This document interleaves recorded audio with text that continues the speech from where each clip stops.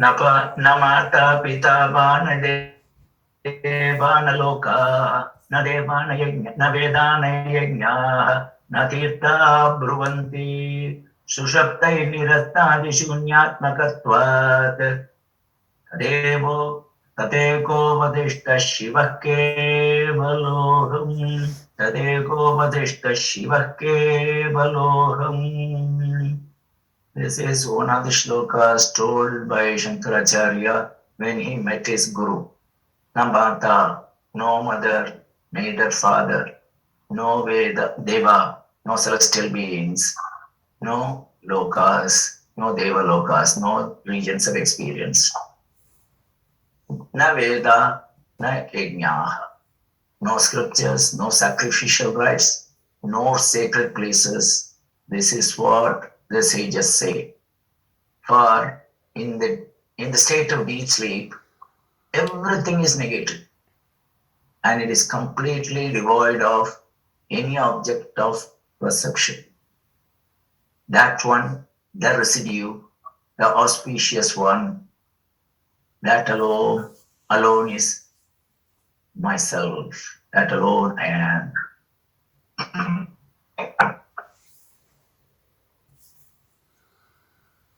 Thank you.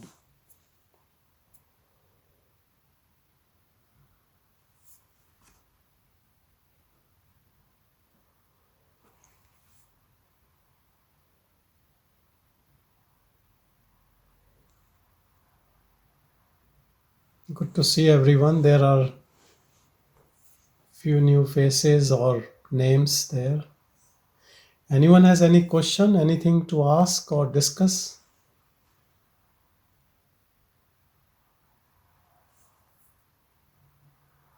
Yes, please, Piyush. You have to unmute yourself. Namaste, Raghavji. Namaskar, namaskar. Raghavji, I just want to ask you one thing. Is the spiritual selfishness is it wrong or good? What does that mean? Because when I wake spiritual selfish, when I've been selfish, being spiritual. What does that mean? I don't understand. What do you mean by selfishness? Spirituality and selfishness cannot go together. Because when I'm meditating in the morning, when I'm doing my sadhana, I'm in so much peace and bliss that sometimes I'm late for my clinic, half an hour or maybe. So my patients are suffering. It's a chaotic scene in that clinic. So what to do? I mean, should I leave my clinic or I just should stay in that bliss? Yeah, you have to choose. I think, in a sense, if others are suffering, in that sense that you have a duty to perform and you're enjoying your bliss, then probably you should close that clinic or change your timings. It is Right now, important. I'm Yes. by appointment. What? It's afternoon in India. It's 3 p.m. So Look, the 1 thing hour. is, yeah. Look. This is the thing. So you are trying to extract time to do any practice. When you do extract time, it cannot be on the paying the price. Others have to pay the price for your sadhana. Let's say I work in a public hospital system and I have to see patients and I close the room and I'm just sitting in my meditative posture. That's completely wrong. I'm taking money from the government to see patients. I should not be doing something like this. And the thing is that no action is actually trying to get rid of the peace. Peace just continues. Peace is nothing uh, which is exclusive to complete silence and you should not be working. If it is like that, then it is of no use. Nobody in this world can just stay in a meditative pose all their life. You have to do karma, action. The body needs some action. You have to interact with people. You have to talk. You might also get into conflicts about things. So it is a constant awareness in the background when you are working. So it is not in conflict.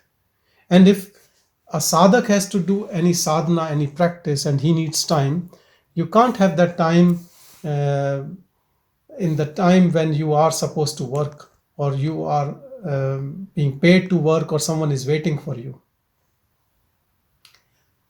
So definitely, yes, it's not right. Because the Because I guilt, like, because the guilt of that you are not serving, or you're not doing your duty, will make you restless anyway. So that sadhana, whatever you're doing, at the end of it, you will not be contented and happy. Who can be peaceful if you are extracting time, which is time for others, to do your job or but duty? it's not making me restless. I'm just the like the same piece. I mean, things will happen. I'm late for my clinic. I'm attending my patient. I don't know, man. Today also. It's like I like connecting with like-minded, like no-minded people. This group is like no-minded people, not like-minded people. I'm dragged into this satsang. I don't know. Something just compelled me to just stay here. Off your clinic for 1 hour. You are doing the right thing.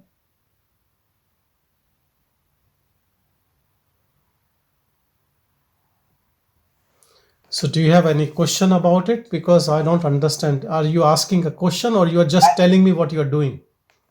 I am being selfish, or Yes, if you are supposed to be at your work and you're sitting in your meditation rather than attending to patients, I would say yes, it is just mere selfishness. It's no sadhana, because your duty is paramount. You can't just give an excuse that I'm in meditation, so I'm not seeing patients. If you don't want to see, you can take an off. You can cancel a clinic, or you can just give up your practice. That's not a big deal. But if you are needed somewhere, and if you're not doing, let's say you are a pilot of a plane and you are sitting in meditation, and all passengers are just waiting, and you said, no, I'm in my meditation, I can't fly this plane now. Tell me, how would you feel if you have to take that plane? Like, I think you have to do what you have to do, unless you give up that job. yes.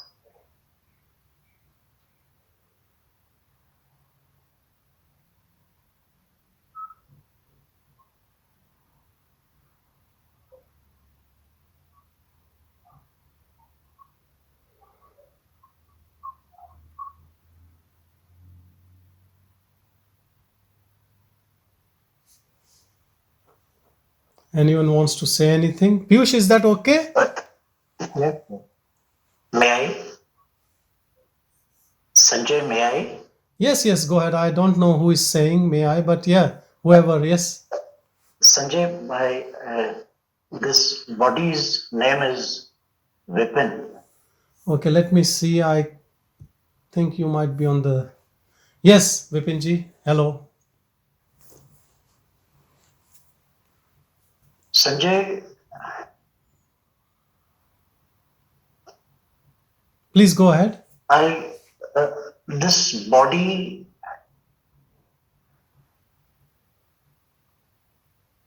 cries a lot. There are a lot of emotions that come when I am in that, when this body is, or when I am in that state of bliss.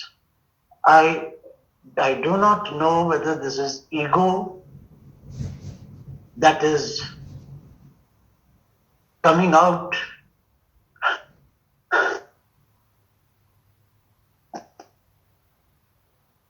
I don't know.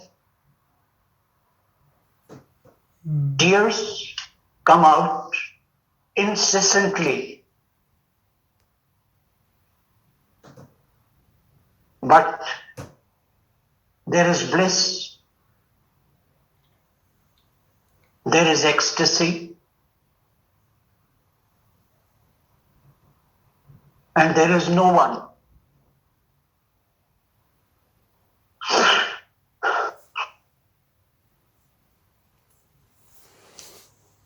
These are the tears of joy. I think anyone who has experienced that bliss gets these tears, and they continue, they are profuse, and there is no rhyme or reason behind it, but it is so beautiful, it is not uncommon, it is very common. You can, a lot of people can say about it, it is no ego, it is melting of the ego. When you have darshan of your own pure self, the joy comes in form of tears.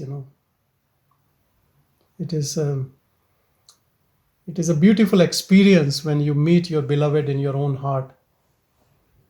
These tears are of tears of union. So there is nothing wrong, and look, it manifests in people in different forms, and tears is quite common.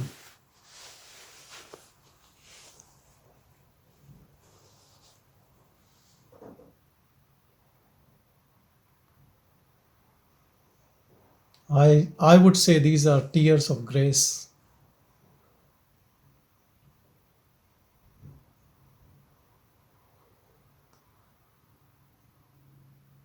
So do you do any practice, or it just happens to you?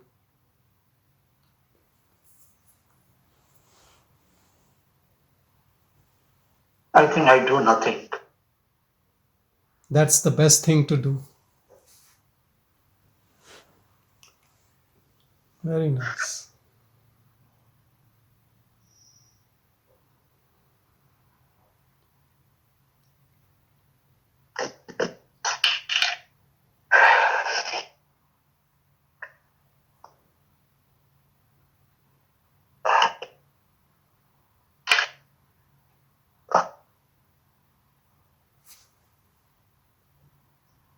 Bhagavan Ramana Maharshi, he used to read, or someone else is reading Periya Puranam about the devotees of Shiva, and he has to ask them to stop reading because he started crying profusely, tears flowing from his eyes. He said, it's hard for me to just read these stories, they are full of that love, that devotion, and he could not stop himself.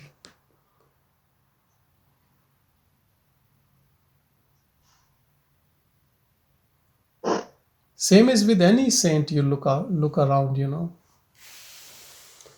these are the tears of that ecstasy. You feel that love within. It's so much so that it comes in form of tears, that bliss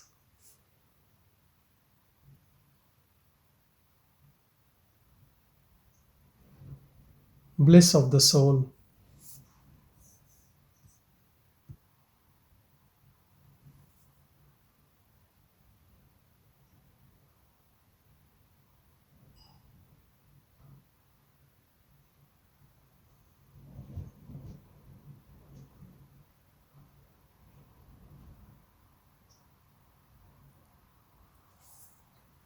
Anyone has any other question or to say something? I can see there is a message from Maya. I can read it. Maya, who is Maya here? Maya, can you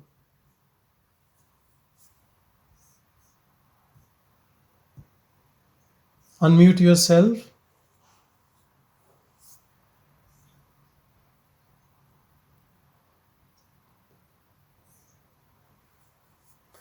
It says, "Good evening, Sanjay. Simple steps to start self, Guru, surrender, to get rid of I am doer concept. I work in a law office and it's stressful." Do you want to say anything more about what you have written? No.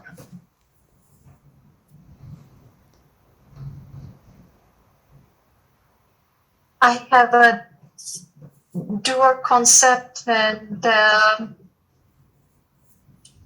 I do meditation, but it is primarily the thoughts have to go.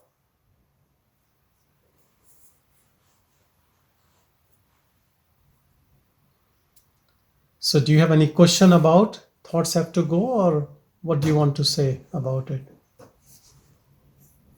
I practice self-inquiry, but I'm not getting anywhere. So I thought if I do self-surrender, that whatever I'm doing is the Guru doing through me. I am the self, I am everything. But it is very easy to get involved in the worldly activities and get upset. And even though you keep saying, I am, doesn't go anywhere.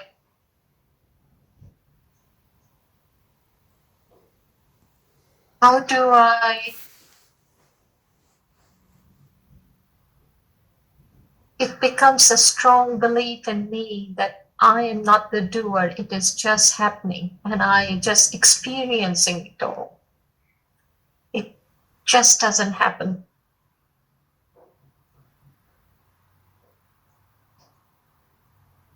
So you are saying you have this firm belief that everything is happening on its own. Is that right? No, I'm very involved in the worldly activities and it upsets me and it is very stressful. And there are personal issues and the peoples and the clients. And, I just want to finish it all and say, I want to go to Trivandrum and stay there for 2 years. I've been there. Yes. And but I'm not sure that if I found that blissful joy, even while I was there, it was nice because you're away from everything, from the stress and all. But even when there is a gap between the breath, I don't think I'm finding joyful. I don't know what is bliss and what is joy. You have mentioned that you work in a law firm and it's quite stressful. Do you want to explain what do you mean by that? Well, I do everything. I'm more of a clerk and a secretary. And there are clients with all sorts of issues. There are bills to be paid, bills to be sent. And there are personal issues.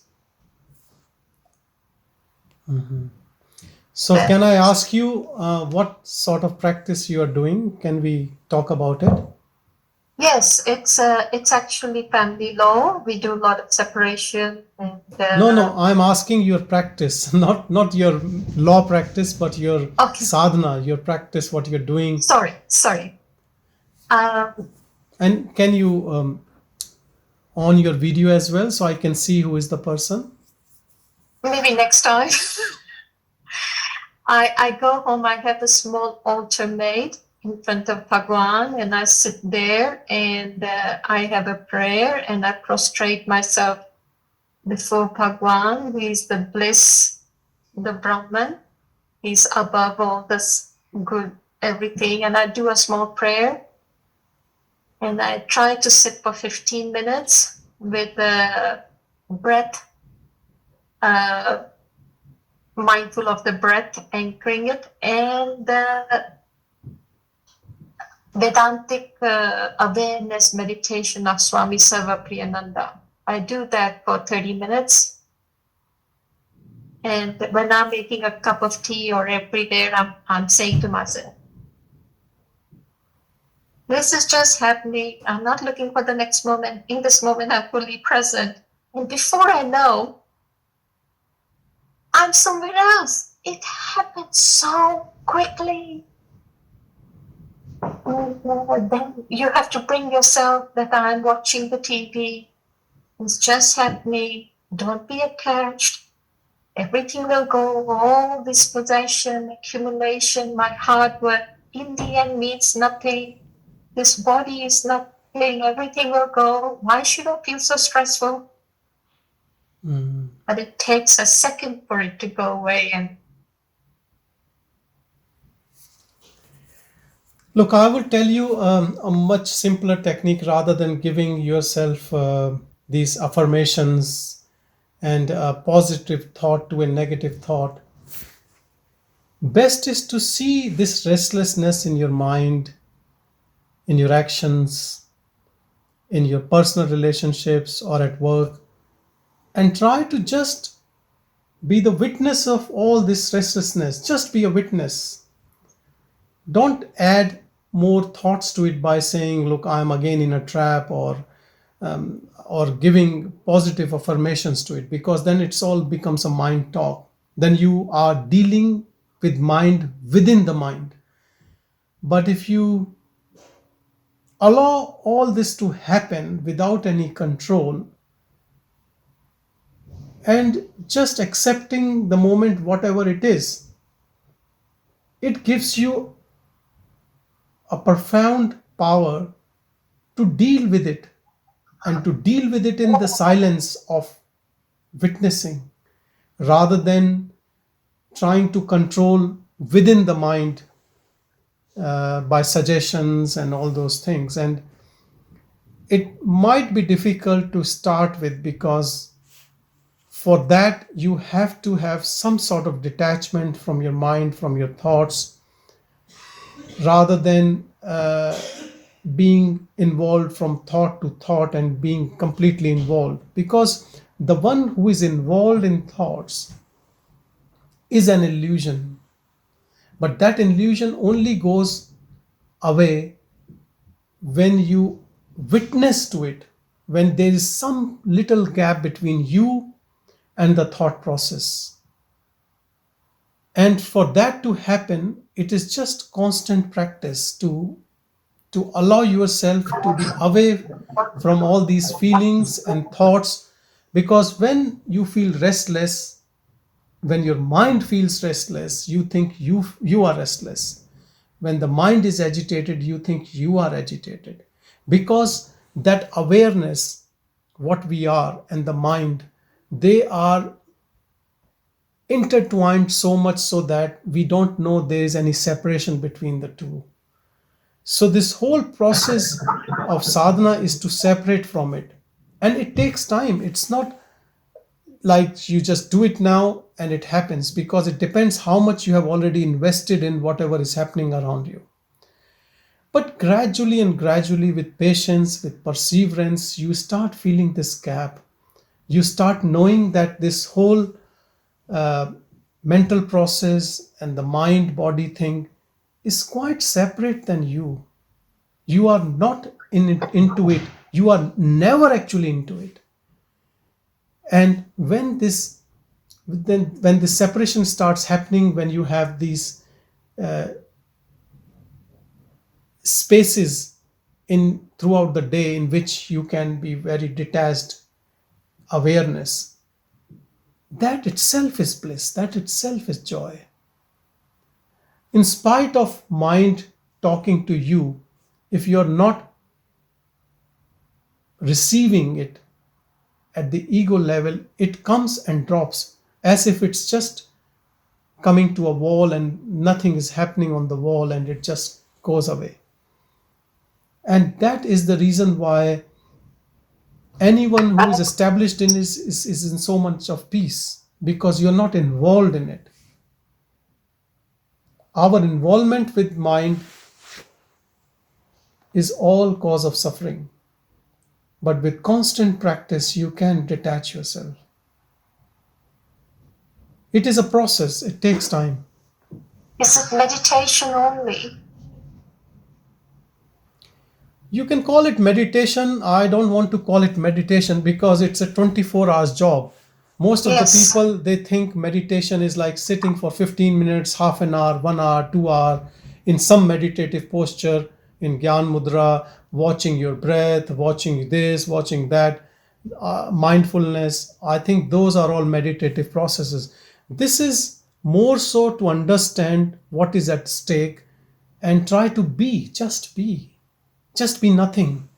And then see how this whole mind and all these things, because you have not tried to stop anything, so they will come with vengeance. They can be very big, because when you are with mind, it never troubles you, because you are the troublemaker along with mind. He's your accomplice. But when you detached awareness, when you watch, it can be appears to be very strong because you have no interest in it. And it comes, but with practice, gradually and gradually, when you don't involve any type of thought, any concepts, you stay non-judgmental, gradually and gradually it just dies down, because there is no one who is engaging with it, and the one who engages is ego, which is again false. It is just an illusion of that pure awareness that I am this body mind complex. But you're witnessing, your detached awareness, staying as awareness to it, actually just ends that entity which thinks I am this mind body. Ego just goes away. But it takes time. It depends on how much clutter we already had, and or how much interest we still have. Because our life is not just one job or one task or one relationship. It is entangled in so many things around us. You leave one and then this is left and then this is left. So the mind comes in different directions, in different ways, in different situations. But when you start staying as a witness, and I'll tell you one moment when it gives you peace, staying as witness, you get addicted to this witnessing state. It is so addictive because it's so peaceful. It is bliss in itself. When you don't have any of your ideas to project on anyone in this world around you in any situation. And then another wisdom comes to us, that things just happens. Nobody is doing it. We just blame others or ourselves for wrongdoings, or praise ourselves or someone if something happens good. But things just happens. And this wisdom is not intellectual wisdom. It comes to you when you stay as witness, because then you see you are in that non-doership mode, but still things happens through body. And in spite of your non-doership, you still have to say sorry because the body has done something which is not right. Not at all deliberate, not to harm anyone, but still your foot might fall on someone or your hand might strike someone and you have to say sorry. And there's nothing wrong with that. But the biggest change happens internally, that you feel bliss all the time. You don't claim any responsibility for anything because there's complete non-doership. Actually, in every human being, there's no doership. It's only we think we are doing, because we follow a thought and we think the thought is leading to an action, and then the consequences are our own. Yes. Yes. So I believe Maya, witnessing is very powerful. And this is a constant practice. It's not just sitting in front of the altar of Bhagwan and being witness, but all the time, in all sorts of interactions, big and small. Thank you, Sanjay. Thank you. Thank you.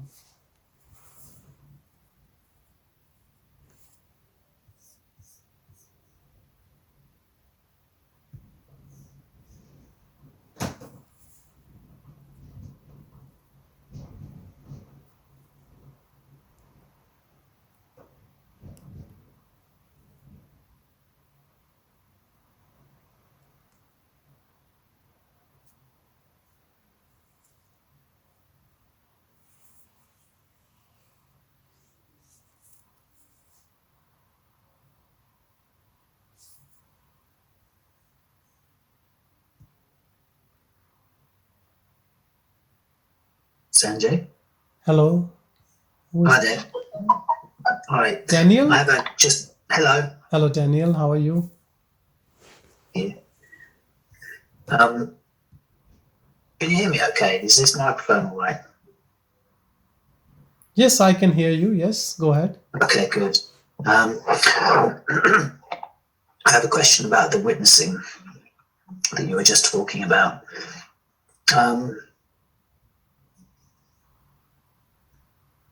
When I'm the the method that I use to get into that state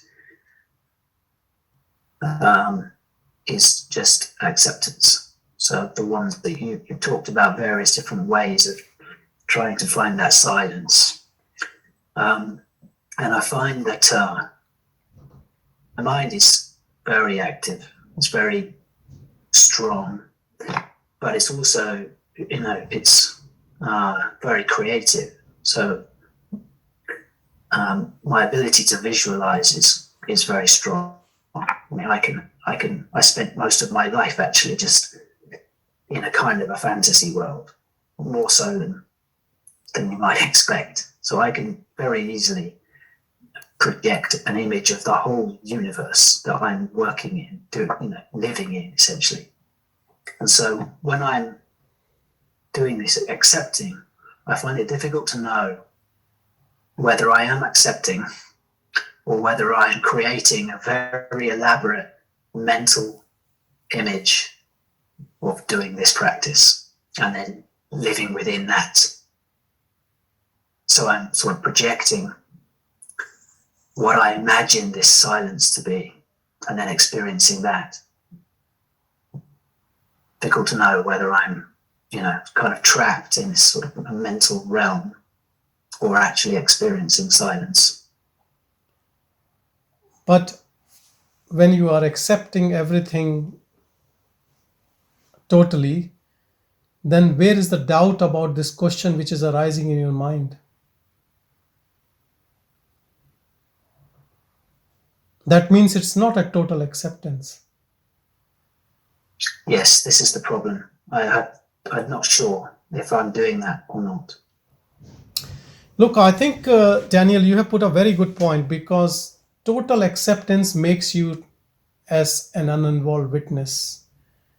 Because if you don't accept things as they are, then you are judging, criticizing, liking, disliking, and then the mental process is going on, a thought process is taking, and you are taking side of a party or pro or against a situation, and then you are involved at mind level, at personal level, as an individual. But if you have a total acceptance, then you are a witness who is not involved, uninvolved witnessing. But in this total acceptance, what you're calling, a thought comes to you, whether this total acceptance is just an imagery in this mind word, in which I'm putting this thought of total acceptance and just accepting this mind. This is the trap of the mind itself, to pull you again and putting a doubt in you that you might still be in trap. But the test of the whole thing is that if you are feeling bliss and peace in it, then how does it matter whether you are in mind or you're outside mind? Let it be whatever it is. But the bliss, bliss is real, isn't it? If you are peaceful, it is that's what it is. Yes, I don't experience that, so no, I guess I'm not doing it. Because more you start, in witnessing or in total acceptance, that acceptance is a hard thing to do, because the mind will come and it will show its old habits, and you just accept that restlessness of mind, because you are in total acceptance even with that restlessness now. But more you start accepting whatever coming in the mind at mind level, how long the mind can keep showing you all these faces, when though you are getting affected in some way, because you can see the emotions rising and things are changing and uneasiness in you. But then in this witnessing, you start realizing, though in spite of all this, there's something which is still quite peaceful and in stillness. It might not happen in first few weeks or few months, but it will happen. It has to happen, because that's reality of our own self. that it is always uninvolved, unaffected by whatever happening in the mind at mind level. It is out of the box of mind. It is not in the domain of mind. So anything which feels restless is actually in domain of mind. Maybe there is still some attachment. And how to be free? Just what you just said, total acceptance and staying as an uninvolved witness. It is very powerful, though it might take some time, because So the sorry. you start as total acceptance, but it is not total acceptance to start with. Like you try, but you are still involved, and that involvement becomes less and less with time. So the practice, the acceptance is in order to find the silence. So you don't have to look for the silence. You're just accepting whatever happens, and the silence manifests. Yes, because when you Okay. accept everything, you are accepting the tantrums of the mind, and the mind has Okay. no one to comment on what it's bringing to you. It brings things to look. Mind only talks to ego, it doesn't talk to self. Self, if you can understand this term, self is that pure awareness, what we all are. And Yes. the mind is, you can call it an instrument, or you can call it a process, you can call it bundle of thoughts, which actually is an important instrument in a way to deal with things as an individual. But at the level of that acceptance as uninvolved witness, it has no role to play, because it only helps an individual, a person. When you come out of this personality as pure presence, then its role is very, very limited, because this mind actually creates this false notion of I and you.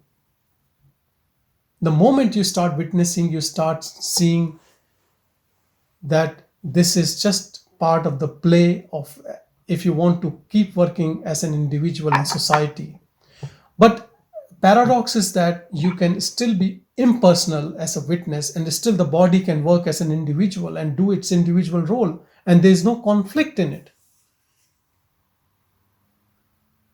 And actually, I would say it connects you with everyone, even without saying any word. That silence speaks out, because that cunningness or that selfishness of an ego is not there. So there's a fragrance to that. If you call that personality or individual, there's a fragrance in it, because there's no my close friend or my enemy or my family or not.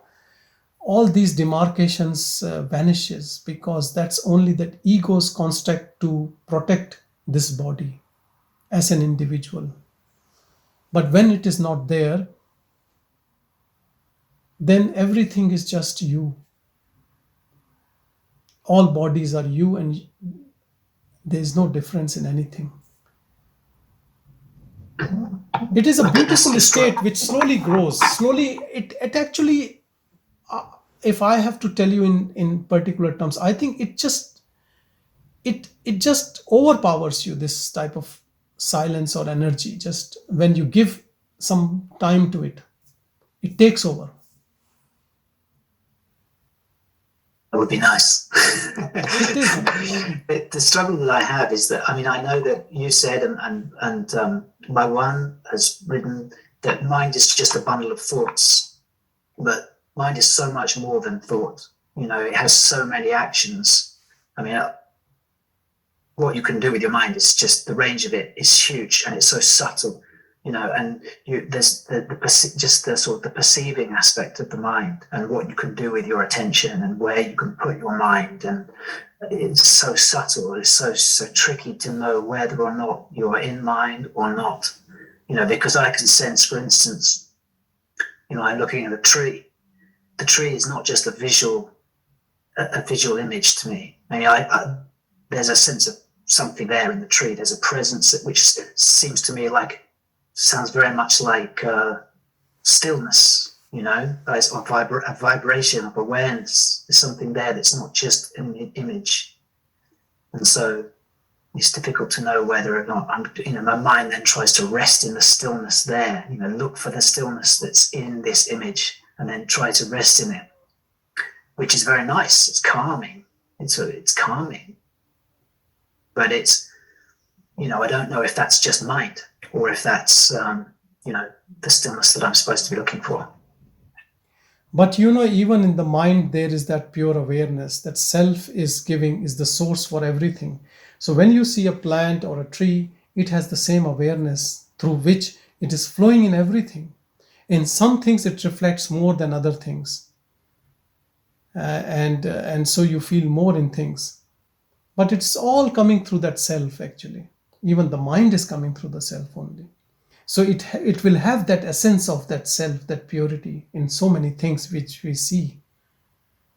So if you feel reverence or connection with things or beings, that's perfect. There's nothing wrong with it. And you can try to touch the stillness in everything and within you, which is the same pure awareness, which can take you back home in a sense that you can get to the essence of everything, which is you actually. You in the purest form is that. So there's no conflict in anything in that sense. Okay, thank you. Thank you.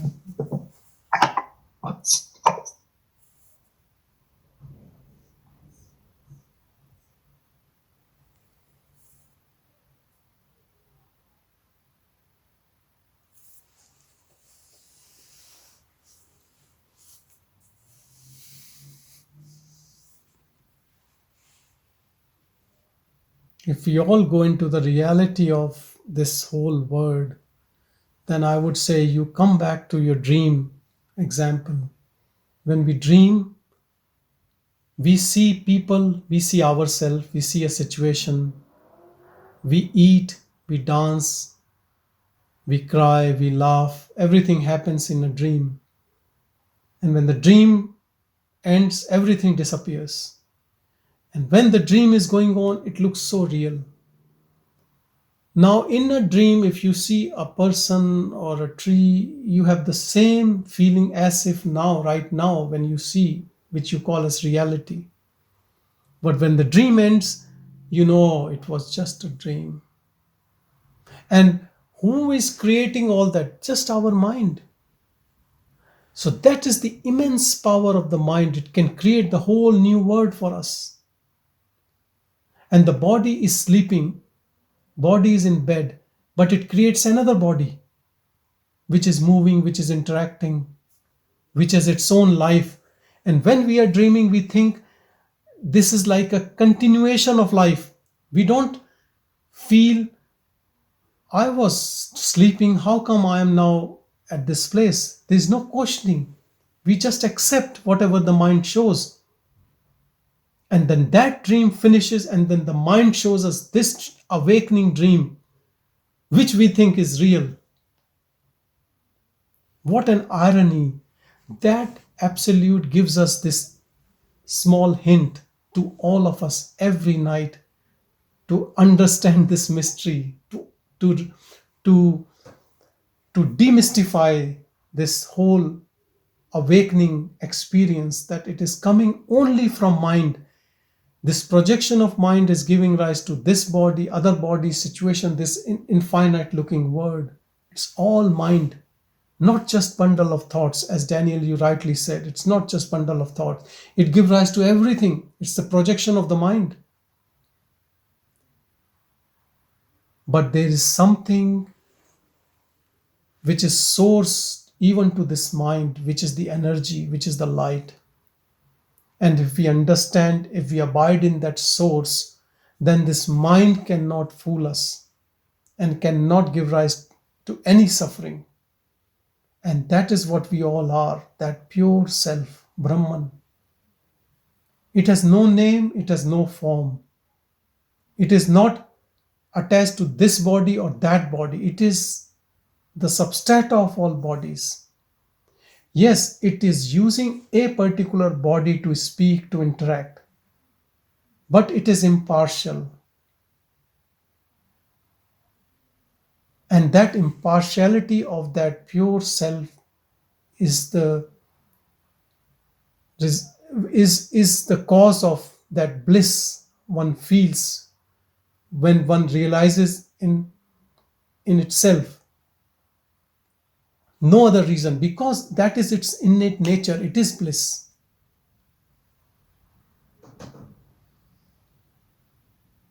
When we have an intense desire about anything and that desire gets fulfilled, what happens? Then the mind settles back to the source and we feel happy and contented and joyful until we have another desire to fulfill and it arises and then makes us restless. But when we realize that awareness within us and we abide in it, and when this becomes sahaj, effortless, then we are always in bliss. Then, we see a lot of people, saints, they are not looking forward for any type of entertainment or doing this or doing that because they are always contented. No new action will increase the bliss. But sometimes you just behave like any other normal person. Everyone is watching a movie, you also watch. Everyone is going for a picnic, you also go. But if nobody is forcing you, you have no interest in doing anything because that supreme bliss is always there. There's no need to do anything to get some more enjoyment out of any act. Because why we do all sorts of sensory indulgence? To get some pleasure or joy out of it. But when you are that infinite joy yourself, the source, like you play a game and you get some brownie points and you feel happy. Here now you have got the jackpot. Whether you do an action for some pleasure, it's always there. And it's infinite. It never ends. Like you have got that fountain of bliss within you. And it's not difficult. It's very simple, very easy. Only thing is you have to detach from all what mind is bringing to you in form of thoughts. Because whatever we see in this world, though it is projection of mind, it does not cause any problem unless we have a thought about something. If we can just stay without thought in word, nothing actually troubles us. All our emotions, all our feelings, all our suffering is in form of thought only. And so we say, if there is no thought, there is no suffering. And thought will continue till you think you are an individual, you are a person. Because person has this entity that I am this mind body, and then others are separate. So it's always tensed up. It has competition, it is jealous, it sees superiority or inferiority, or it is always in that comparative mode. The moment you touch your own formless awareness, what you always are actually, even when you don't know, you touch bliss. The body stays, but it doesn't matter to you whether it stays or goes away. Because now you know who you are. You are that pure presence which never changes. And these bodily actions are not going to bring more bliss out of anything in this world. Sometimes people who feel to help others brings them joy is because they don't have that joy within. And altruistic work, actually helping others, also bring joy. We all know that. So a lot of sages, they don't even go out to help others. They're just in their own presence. It's not that they don't want to help. If there's something they are needed, they will definitely do it. But they are not going to do it to get some bliss out of it. This is a difference.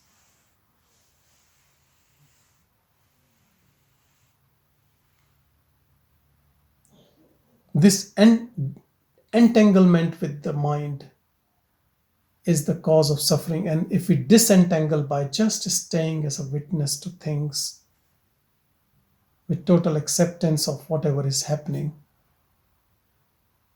you are not making the mind quiet. Maybe you are making the mind more restless, because mind has no clue that ego is trying to push away.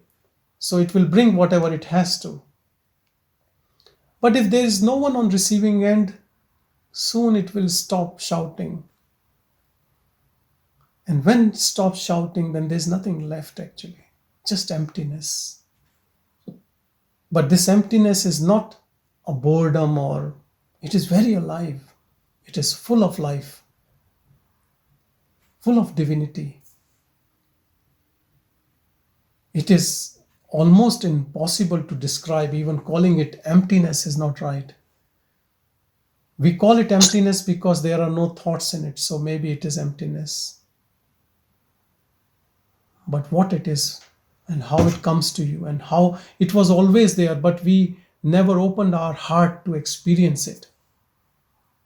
Because mind always project outwardly into things and beings and action and situations, or always busy with one task or multiple tasks. People who don't do any work staying home, they are also busy with so many tasks in their mind. It's not the bodily actions which makes us busy. It is more of the, we call it default mode network in the brain, or ego circuit, whose job is just to keep thinking. But the moment you give up this thinking mode and you're not interested in it, it also stops working. It was working because we have already given so many desires and attachments and aversions to mind. So it knows what we want. Just like your Spotify channel, you like few songs and it keeps giving you songs similar to it. So it's playing your own song. But the moment you don't like any song, you're not putting your likes or dislikes, it will stop. Because the problem with other techniques like mindfulness, you keep your ego intact. So the ego says, I'm watching the thoughts, and this is this, and I'm in. But then this one who is watching, we are not questioning it. So you feel peace, less thoughts, but that entity stays. It is good for a troubled mind. It is making you less anxious, but it is not finishing your story. So ego survives that. Ego survives even yoga. That's what Bhagavan used to say. You do pranayam, the mind gets controlled, you feel bliss, and that's all. But it's not manonasha, or it's not finishing the story completely. And how long a person can continue doing practice and practice and practice? You need to come to that natural state where all the practice drops and just you are what you are. Otherwise, if all life one is doing just practice and practice and practice and nothing is happening, it is sickening, isn't it? You want to just do some contemplation, and you need to understand and just be with that, and the process should end. A seeker cannot be seeker all, or devotee cannot just be devotee. To say yes, you can be devotee of a guru, but you have to come to that level of guru. Otherwise, there is no point to be student all your life.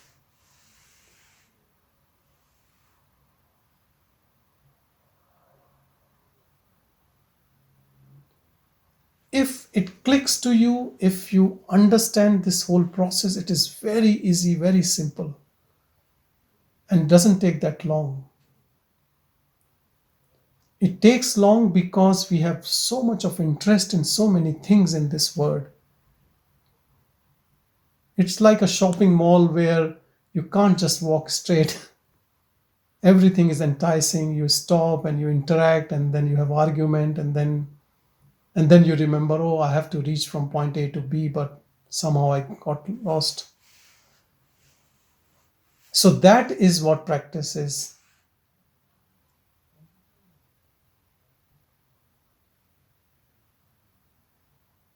And the easiest way is whatever we are doing or interacting, how much emotional we get about things, how much we get swayed away if someone says something which we don't like, or we support this political party, religious party, or a concept or something. And even if you keep quiet, you can feel agitation within when someone is saying something counterproductive. But that is what it is, all your inner sadhana, your practice to stay in that impartial neutral. And that is what that awareness is. It has no clue about to whom it should support or not support, because it's the substrata, it is not a doer. So when we say non-doership, understand ego is never non-doer. Ego is, the other name of ego is doership. But because we keep stressing on those points, which is pure self, so if you start behaving as pure self, then eventually, because you are pure self, you touch pure self. And most important of that is non-doership.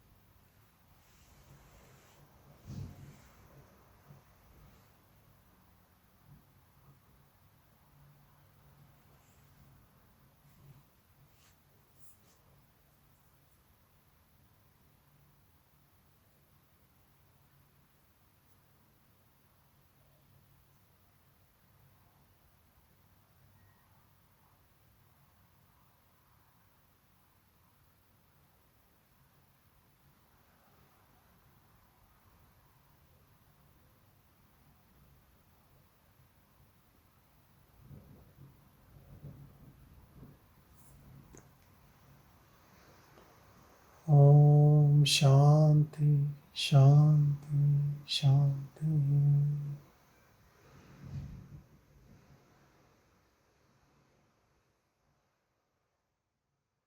Thank you. Thank you, everyone. Thank you. Thank you, Sanjay. Thank you. Thank you, Sanjay. Thank you, Sanjay. Thank you. Thank you.